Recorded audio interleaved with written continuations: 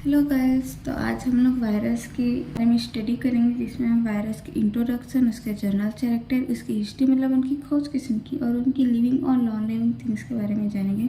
तो सबसे पहले हम स्टार्ट करते हैं उनकी इंट्रोडक्शन से, जिसमें हम देखते हैं कि वायरस बहुत ही सूक्ष्म रूपता होता है, मतलब वो बहुत ही ज़्यादा सूक्ष्म होता है, जो जीवित कोशिकाओं में गुणन कर सकते हैं मतलब वो अपनी संख्या में जीवित कोशिकाओं में अपनी संख्या को बढ़ा सकता है।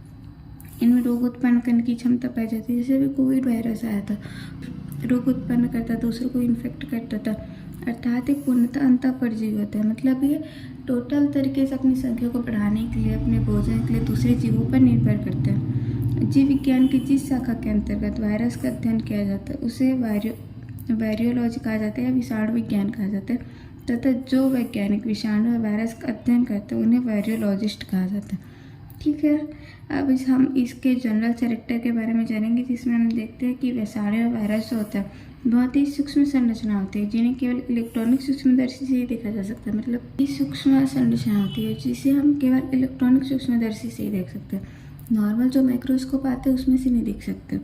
विषाणु बहुत सी जटिल इकाइयों से मिलकर बना होता है, जिसे विरियॉन कहा जाता है। ये जो विरियॉन होता है वो विषाणु के आधारभूत इकाई कहा जाता है, जो एक कोशिका से दूसरी कोशिका में गुणन करने में सहायक होता है। मतलब जो विषाणु होता है, जैसे हम एग्जांपल ले तो ह्यूमन बॉडी जो होती है वो बहुत से सेल से मिलकर बनी है। सेल्स भी बहुत जटिल होता है, मतलब उनको समझना मुश्किल होता है, उनकी संरचनाएँ बहुत जटिल होती है। तो वैसी जो वायरस होते हैं उनकी संरचनाएँ भी मतलब बहुत जटिल होती है, जो बहुत सी जटिल इकाइयों से मिलकर बने होते हैं, जिन्हें विरियॉन कहा जाता है। और ये जो विरियॉन है विषाणु के आधारभूत इकाई होते हैं, क्योंकि ये एक कोशिका से दूसरी कोशिका में गुणन करने में सहायक होता है। अब हम इसके अगले पॉइंट पर बढ़ते हैं, जिसमें हम देखते हैं कि विषाणु जो होता है अकोशिकीय होता है, मतलब इनमें कोई भी सेल्स नहीं पाई जाती। उसके बाद नेक्स्ट पॉइंट है जिसपे मतलब विषाणु का आकार जीवाणु की तुलना में बहुत कम होता है। मतलब जो विषाणु होता है वो जीवाणु की तुलना में बहुत ज़्यादा छोटा होता है, जिसे जीवाणु फिल्टर द्वारा पृथक नहीं किया जा सकता। मतलब जो जीवाणु फिल्टर होता है, मान लीजिए एक गिलास में हम पानी लेते हैं जिसमें जीवाणु और विषाणु दोनों होते हैं, और अगर हम उसे मतलब एक फ़िल्टर से गुजारेंगे जो है जीवाणु फिल्टर, अगर उसमें से हम गुजारेंगे तो उसमें से जीवाणु तो अलग हो जाएगा, बट वायरस जो होगा वो मतलब जीवाणु फिल्टर से होके नीचे निकल जाएगा, मतलब निकल जाएगा वहाँ से। उसके बाद जीवाणु की जो आकृति होती है वो गोलाकार, घनाकार, दीर्घित, कुंडलित होती है। मतलब इसकी जो बहुत टाइप सी आकृति पाई जाती है, बट इनकी जो भी आकृति पाई जाती है उनमें अपने से फिक्स होता है। विषाणु की जो संरचना होती है बहुत ज़्यादा सरल होती है, मतलब बहुत ज़्यादा सिंपल स्ट्रक्चर होता है इनका, जिनमें न्यूक्लियोप्रोटीन पाया जाता है। मतलब न्यूक्लियोप्रोटीन में न्यूक्लिक एसिड में इनमें डीएनए और आरएनए पाया जाता है। विषाणु में कोशिका द्रव्य एवं कोशिकांगों का अभाव होता है। मतलब कोशिका द्रव्य, साइटोप्लाज्म और कोशिकांगों जैसे mitochondria, Golgi body, endoplasmic reticulum, ये कुछ भी नहीं पाया जाता इनमें। विषाणु अत्यधिक संक्रमणकारी होता है, मतलब ये बहुत सारे रोग उत्पन्न करता है, अर्थात ये पादप एवं जंतुओं में रोग उत्पन्न करता है। विषाणु पर प्रतिरोधकों का कोई प्रभाव नहीं पड़ता। मतलब जैसे अभी कोविड वायरस आया था, उसके लिए हम इंजेक्शन लगाते हैं, बट उससे सेफ रहने के लिए लगाते हैं कि मतलब उनसे सेफ रहे, और इसके लिए नहीं लगाते कि वो हमें इन्फेक्ट ना करे ऐसा।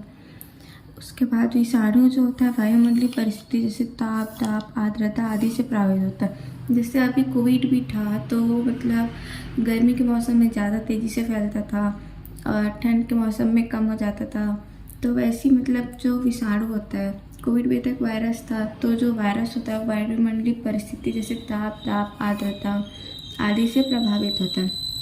अब हम इसकी हिस्ट्री के बारे में जानेंगे कि इनकी खोज किसने की। तो सर्वप्रथम सन 1716 में चिकित्सक एडवर्ड जेनर ने ज्ञात किया कि चेचक विषाणु के कारण होता है, जिन्हें उन्होंने चेचक के टीके का आविष्कार किया। इसके बाद सन 1886 में एल्डफ मेयर ने बताया कि तंबाकू में मोज़ेक रोग एक विशेष प्रकार के विषाणु से होता है। अब हम इसके अगले वैज्ञानिक के बारे में देखते हैं, जो थे एक रूसी वैज्ञानिक, जिसमें मतलब वे वनस्पति शास्त्र थे, इवानोवस्की।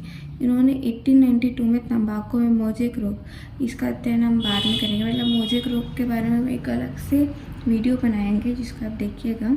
मतलब जो रूसी वैज्ञानिक थे वनस्पति शास्त्री इवानोव्स्की, उन्होंने 1892 में तंबाकू में मोज़ेक रोग एक विशेष प्रकार के विषाणु के द्वारा होता है ऐसा उन्हें बताया तथा उन्हें तंबाकू में मोज़ेक रोग का अध्ययन करते समय विषाणु के अस्तित्व का पता लगा। मतलब जो इवानोव्स्की थे उन्होंने 1892 में तंबाकू में मोज़ेक रोग एक विशेष प्रकार के विषाणु से मोज़ेक वायरस के कारण होता है ऐसा उन्होंने पता लगाया और उन्हें तंबाकू में मोज़ेक रोग का अध्ययन करते समय विषाणु का भी अध्ययन किया। अब हम विषाणु के लिविंग और नॉन लिविंग थिंग्स के बारे में जानेंगे। मतलब उनके जीवित होने के क्या लक्षण प्रदर्शित करते हैं और निर्जीव होने के क्या लक्षण प्रदर्शित करते हैं ऐसा हम देखेंगे। अभी लिविंग थिंग्स में हम देखते हैं कि विषाणु एक निश्चित आकार का होता है।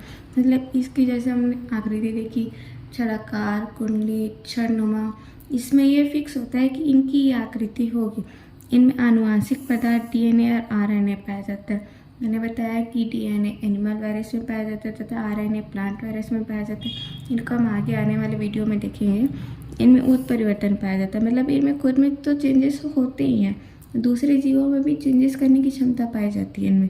ऐसे मतलब इनको उत्परिवर्तन कहा जाता है। मतलब जीवों के डीएनए और आरएनए में होने वाले चेंजेस के कारण जीवों की आकृति में होने वाले चेंजेस को ही उत्परिवर्तन कहा जाता है।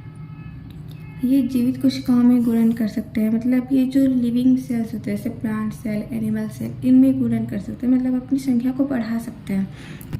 ये ताप एवं रासायनिक पदार्थों के प्रति क्रियाशील होता है। मतलब जो कोविड वायरस आया था वो अधिक ताप पे जल्दी से फैलता था, मतलब गर्मी के मौसम में जल्दी से फैलता था। रासायनिक पदार्थ जैसे हो गया कि जो कोविड वायरस आया था उसके हम लोग निष्क्रिय करने के लिए सैनिटाइज़र लगाते थे, वैक्सीन लगाते थे। ये सब मतलब रासायनिक पदार्थों के थोड़े बहुत ही क्रियाशील होते हैं। उसके बाद इसके नॉन लिविंग थिंग्स के बारे में जानेंगे, जिसमें देखते हैं पहला पॉइंट कि विषाणु को रवे के रूप में प्राप्त किया जा सकता है। मतलब इन्वायरमेंट में ना उसे निष्क्रिय रूप में होता है। मतलब इसको एक रवे के रूप में, रेत के कण जैसे होते हैं ना, उससे भी छोटे छोटे रवे के रूप में प्राप्त किया जा सकता है।